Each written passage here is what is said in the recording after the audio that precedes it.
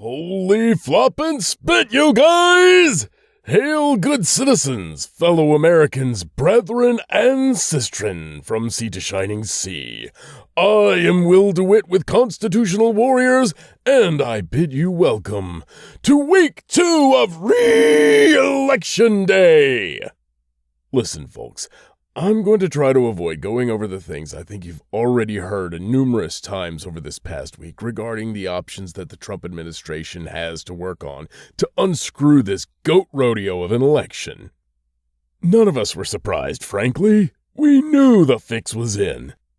But the blatancy of it this time is mind-boggling, with our adversaries' blank-eye shrugs like, I don't know, wasn't me.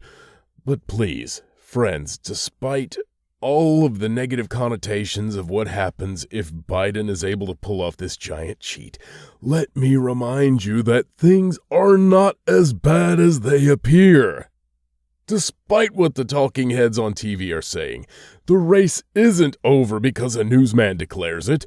The process is still ongoing, and Giuliani and his people are working hard on it. Even if the presidential fix is in and we don't get what we want there, this is by no means a final victory for the Democrats. Consider, Democrats picked up no new governorships. The GOP are still contesting over House seats, and while it looks like not enough yet to take back the House, we have made gains, and we've put Speaker Pelosi in a position wherein she is likely to lose her speakership. We are in a spot to gain more seats in the 2022 midterms.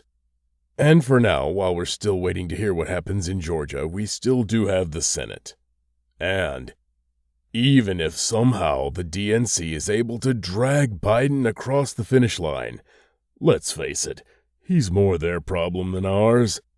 With the Senate restraining him, he's already a lame duck and an albatross around the necks of the DNC until they 25th Amendment his ass out to pasture.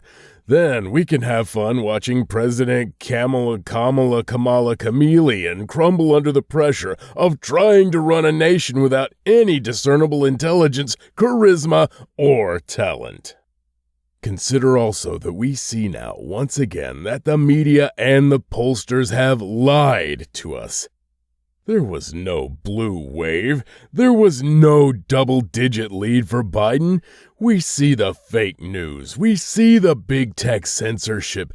And we see the empty Biden rallies versus Trump filling stadiums. We see the shenanigans at the polls.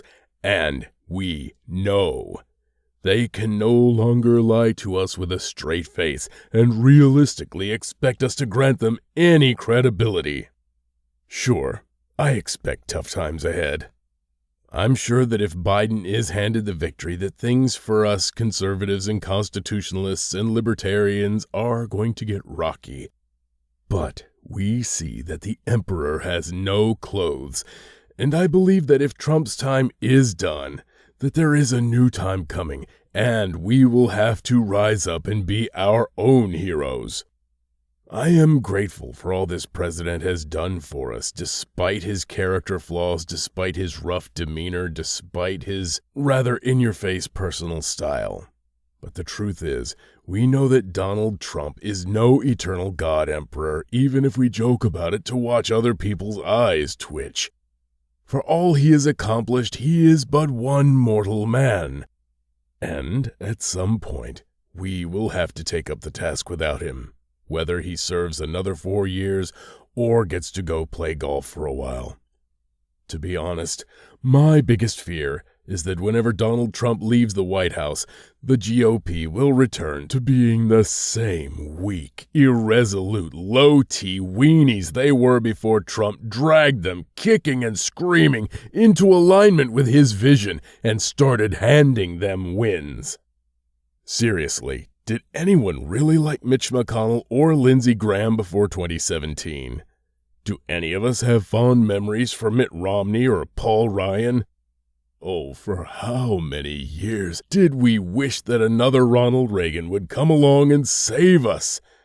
We got a Donald Trump instead, and he was a man built for this time.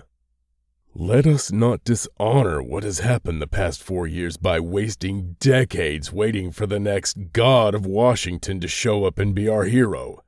If the GOP wants to backslide after Trump has dragged them up, then it will be our turn to apply pressure from our own direction, so much so that it makes the Tea Party of 2010 look like a child's pretend Tea Party in comparison.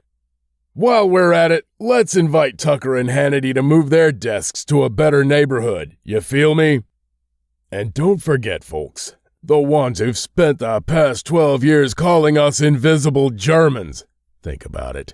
And istrophobes. Think about it. Or ostracizing you because your politics didn't match your skin tone in the way they thought it should, while asking, do you denounce racism? Do you denounce racism? Those who never conceded 2016 while asking us, do you concede? Do you concede? Those who were all like, Russia, Russia, Russia, Ukraine, while voting for a candidate who used his own son in an influence for profit scheme of shameless proportions in Ukraine. The folks who chant death to America while looting, burning, and rioting, while accusing us of being violent revolutionaries.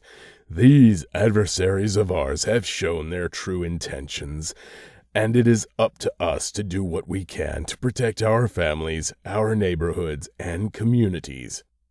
Just remember that no matter what they say, if you only see 4 lights, then there are only 4 lights, if my Star Trek fans out there understand me. Stay sharp, keep alert, pray, help your neighbor. Well, that's all we have time for today. Folks, if you're interested in learning more about us, check out the links below. I'm Will DeWitt, Constitutional Warriors. Help your neighbors and pray for America.